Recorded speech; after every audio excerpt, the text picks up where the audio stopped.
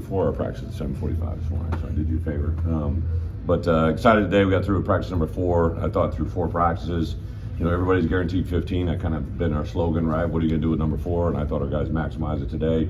Because we were coming off a break, I did our red area work on Monday as well as today, trying to minimize the field spacing just to avoid soft tissue injuries. We've stayed pretty healthy to this point. So I thought practice 4 was really good. Kind of a crazy time right now, all that's going on. I literally was just upstairs on a phone call with a Denver paper about Dre Greenlaw, who just signed with them. And last night I got news that Tommy DeVito is going to be joined by Russell Wilson, 2 of my favorite ever one-year wonders at quarterback, to be on the same roster with now Jameis Winston. Like, it's just, I guess it's because I'm older in life and I know more people.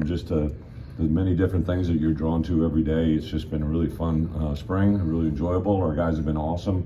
I think some of the newcomers have really kind of stepped forward, as well as some of the incoming freshmen. A lot of our returning players, just on offense, Luke, the way he's handling and managing. I thought Kapka Jones, Malik Elzy, Hank Beatty at the wide receiver, but that, running with the second group, you got obviously Hudson, you got J-Bo and I'm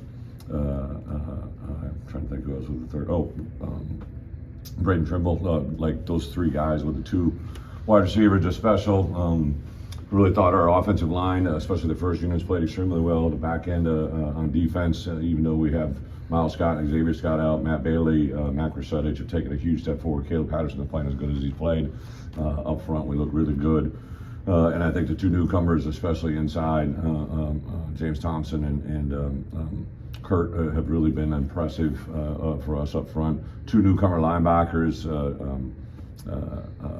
Ish and Grant Bierman, are very, very impressive players. They've showed up on film. So Dylan Rosiak is back out there running around, so it's fun to have him. So I could go on and on, but I'm excited about where we're at. Let you guys have questions.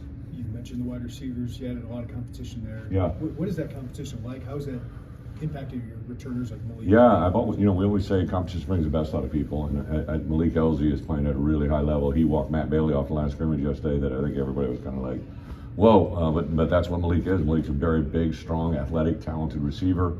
I think the other guy, Kapka Jones, has really had a nice spring, had a great offseason. Those guys look different. Ashton Hollins, who isn't even going, I had him break it down today to the whole team afterwards, just because he's literally engaged on the sideline over there with all those young bucks, all the new guys, trying to help them. So, and I'd give a true credit to Justin Stepp. I've said it a million times, but the effect that he's had in our building is contagious.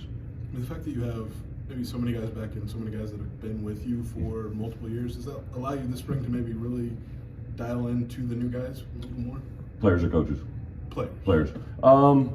Without a doubt, but now our roster is just a little bit different structure. Like I had all the QBs get up and speak in front of the team the other day, and it's kind of the way college football is. There's 4 quarterbacks on our roster right now, right? And 2 of them, obviously Luke Altmaier and Ethan are 2 guys that transferred into our program, right? And then we have Trey Petty, who's been, going into his 3rd year with us now, and then you also have a newcomer with Carson Boyd.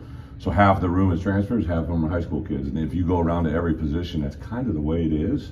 So one of the things I made an emphatic point to those guys was, in our first meeting, we do an exercise where they got to get to know their teammate, right? 3 things they need to know about them: their full name, if there's any meaning to it, hometown and where they're from, where the college they're from, and the 3rd thing is something eventful in their life that's made them who they are. And we share that, and we go through a couple of those guys at the start of every meeting just so everybody gets to know each other, right? And I think that's the part we all have to understand, is it's a different time in college football where you don't have 3 years to build a relationship. You have to do it immediately. And that's what we've tried to do. Not only, I have a newcomer meeting every day for a half hour with our guys, and I go through the DNA of our program. I go through tough, smart, dependable. I go through the doors walking in, doors walking out.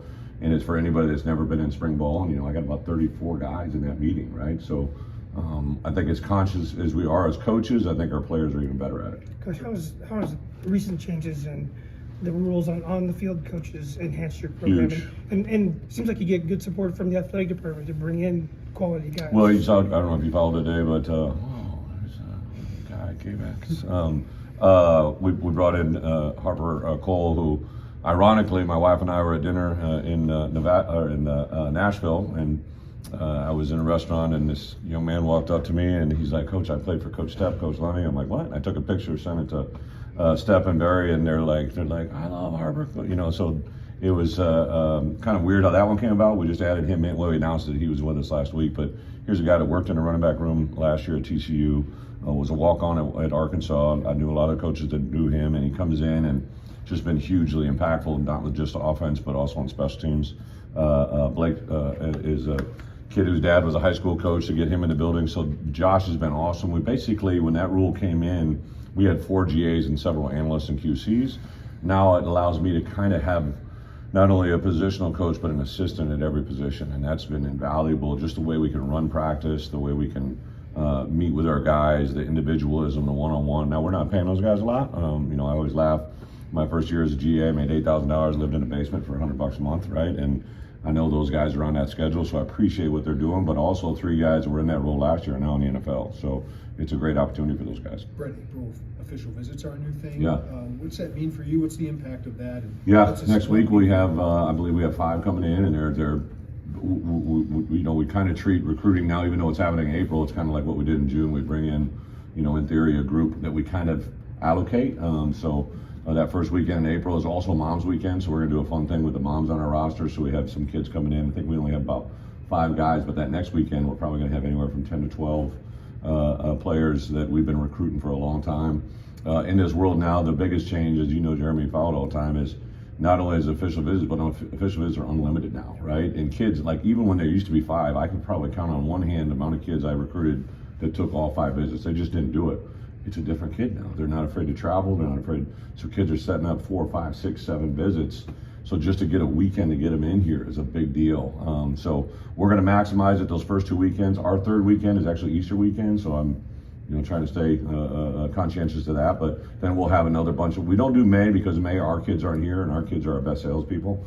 So we don't do a lot of visits during May. We'll have to if we need to. But then in June, those first 3 weekends in June are all set for us on big visits. Bret, how do you handle this in between with T-Rod as you await an answer? And I guess secondly, has there been any update? T-Rod hit me up yesterday. He goes, "Coach, I'm over in Five Spice for a Bible study last night about 7:30. I go, "Hey, I'm in my office," because he said it was dark, but I'm usually here. So he came up. We met for an hour last night. I literally texted the NCA or the people that I could talk to. I asked him on Monday, asked him again today. It's just a work in progress. I told him he's doing everything he can possibly do. He had a great pro day.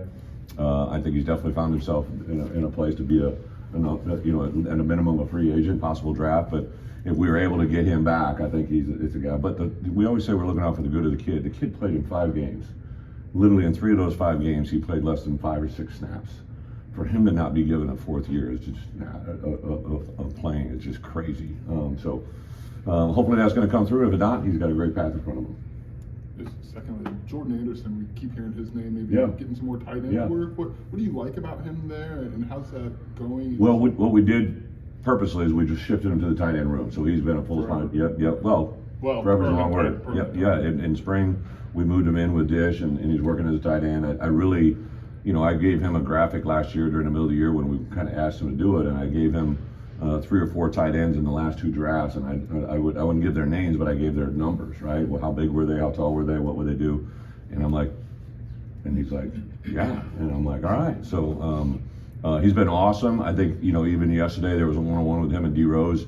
The thing about the line of scrimmage for a tight end, it comes on you quicker than it does a running back. So I think there's a little transition there, but he's extremely intelligent. He cares through the roof, and he's motivated to get on that field. So I've been very happy with his progress. When you started your head coaching career, the early rolling thing was very minimal, right? What does it mean now with all these guys? I mean, like you just said, 30 guys. How much different is it now than it was back then? Well, just pure numbers. So my first ever was a guy by the name of Travis Frederick. All right, Travis Frederick scored a 34 on his ACT. He's a double major, computer engineering, computer science. Okay. The first time I called him on the phone, I didn't know if I talked to him or his dad. I know I talked to somebody very mature and intelligent. He came in, and I'm like, this kid's going to prom in 3 weeks, and yet he's playing the way he did. Well, he became the first-round draft pick, Dallas Cowboys, and played in the NFL forever. So he was kind of the first one, and I'm kind of like, wow, like it takes a special kind of kid to do this. Now we signed 20 kids, 12 of them came in January, and the value in it. The moms are the ones that are the most resistant, right? Like even Braden Trimble's mom, Brittany, would tell you like she did not want Braden to be here. She wanted to show that last semester with her son at home, which I understand. So usually we got to convince the kid and the coach, but also the mom, right? And I tell the mom 3 things. They're going to come home for graduation, prom, and any event that needs to be there for, right? I give them that unconditional. Trey Petty missed spring ball last year because he went home for prom, right? And I told him, I said, "There better be a live ass prom date you're going home to, right?" But the best thing is you want kids to still be kids. But I think it's just a sign of the times. There's a little bit of the COVID thing. The last 2 or 3 years, I think kids got ahead of it and they reclassified. But now kids are just so much more advanced. And the bottom line is they come in and there's no excuse for a kid not to graduate, within the first 4 years of them being here. And a lot of them are graduating in 3.5. Are you still looking to grow the roster over the next couple of months, or do you feel like you're just set? Well, our roster right now is about 110, 111. We got to be at 105 by Sunday of our first game against Western Illinois. That's all I know. The rules aren't really in play. There's a lot of uncertainty around college football, college athletics. I'm sure you've heard about it since the whole basketball thing has exploded. But like it's just a really unusual time. So I know we're going to have transition. We don't know who it is, how it is. But I think to be in this world that we're in and don't think something's going to happen in the portal world is going to be you'd be oblivious to it. So I don't know exactly what it is. I really like our roster. I really like where we're at. But I also had to be proactive in case things happen, how things could change. What do you see from Ethan and Trey as they, try to get more experience, more snaps? Yeah. Well, first Ethan, didn't know him coming into it. Was very impressed with him. Thomas and I are very close, so Thomas was very, very up forward and honest about what had happened there, and was overly positive. It matched up exactly with what Ethan said, and he came in. The one thing Ethan does, he walks, talks, and acts like a quarterback, right? Like he's got that mojo to him that's very real. I thought today was a great example. We had a 4-play set, first, second, third. So it's first down, second down, third down. Well, he was in with some second string guys. It kind of turned the wrong way, did the wrong thing. So the first 3 plays were kind of weren't very clean, right? And then on third down, there was a running back flare, and he hit it, money, on stride, perfect throw, perfect pass. He's had about 3 or 4 of those over the last 2 days or the last 2 practices that you're just kind of like, he's had an adverse moment and he defines himself by success. Trey is playing the best he's ever played. Super excited about his confidence, his level. He said something in front of the team the other day that I thought expounded about what he is right now, about how much he's grown emotionally.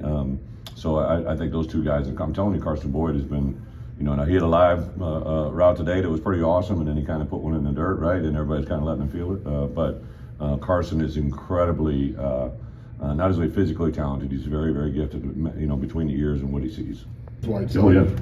had a lot of success in that. What's the value for him to even really still reinforce at home to you guys? Again, much to the first question, right? Like I've been able to bring some assistance in, and I knew when I was coaching James, if this is something he wanted to do, he'd be a good coach. I gave him heat because he wanted to do the media thing, right?